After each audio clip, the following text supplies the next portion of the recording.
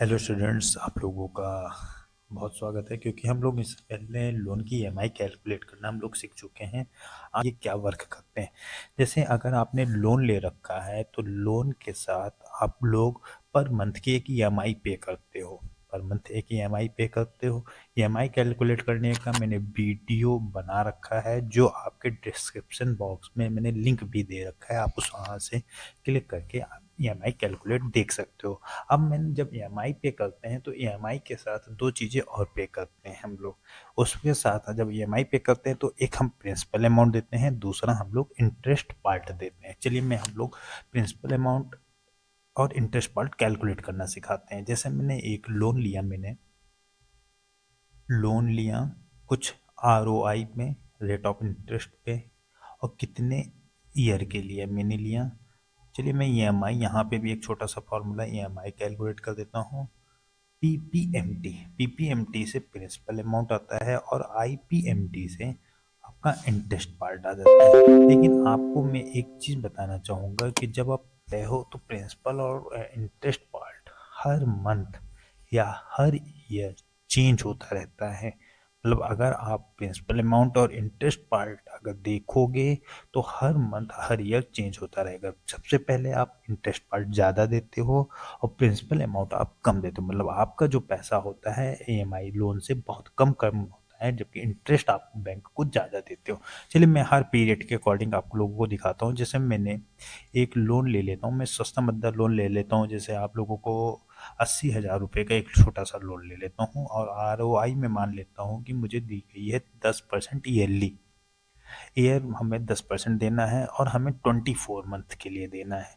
तो अगर हमें 24 मंथ के लिए देना है तो हमारे यहाँ पे हर पीरियड का प्रिंसिपल अमाउंट अलग होगा। तो 1 से 24 तक हम लोग यहाँ पे ड्रैग कर लेते हैं, 1 2, और इसको हम लोग ड्रैग कर लेते हैं 24 नंबर तक।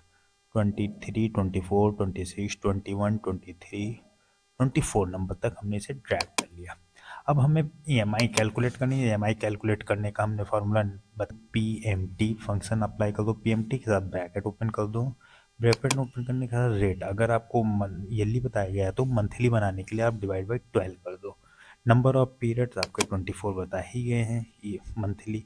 और आपको पीवी प्रेजेंट जो लोन है आपका वो 80,000 है, तो आपकी ईएमआई बन रही है 3,691, 3,691 रुपये की ईएमआई बन रही है। अब अगर आपको प्रिंसिपल अमाउंट निकालना है तो आप इक्वल टू पीपीएमटी फंक्शन लगाएंगे। पीपीएमटी फंक्शन में सबसे पहले आप रेट देंगे। रेट को हम लोग पहली बात फिक्स कर देंगे यहाँ से F4 दबा के। रेट को, जैसे ये रेट को यहाँ पे आपने सेलेक्ट किया, रेट को F4 की दबा के आप फिक्स कर दीजिए और डिवाइड बाई 12 कर दीजिए आप रेट को, कॉमा, क्योंकि आपका रेट ईयरली बताया गया, मंथली आपका डिवाइड बाई 12 हो जाएगा। पीरियड आपका हर साल चेंज होता रहेगा। एमपीआर आपके 24 है, 24 को भी आप क्या कर दोगे, फिक्स कर दोगे F4 की दबा के। फिर आप लोन अमाउंट सेलेक्ट करोगे, लोन अमाउंट भी आपका फिक्स रहेगा। ठीक है, ब्रैकेट क्लोज कर दिया। तो प्रिंसिपल अमाउंट आप जो दे रहे हो 3,000 रुपये, और इंटरेस्ट पार्ट अगर आपको निकालना है equal to I P M T, bracket open, same formula आप लगेगा जैसे आपने पहले लगाया था, वही तरह आप सेम फार्मूला लगा के इंटरेस्ट पार्ट, पहले आपने रेट सेलेक्ट किया, रेट को डिवाइड बाय 12 कर दिया, कॉमा पीरियड सेलेक्ट किए, comma number of period select किए हैं आपने।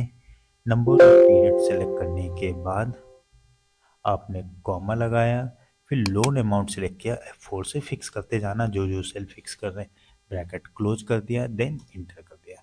तो इंटरेस्ट आप 6,600 रुपये दे रहे हो, 666 रुपये, और प्रिंसिपल अमाउंट 3,000 रुपये। अगर हम अब इसको ड्रैग कर देंगे, देखिए इंटरेस्ट पार्ट आपका कम होता जाएगा। 24 मंथ में आप 33-34 रुपये कुछ दोगे, ये देखो 30 रुपये आप दे रहे हैं इंटरेस्ट पार्ट।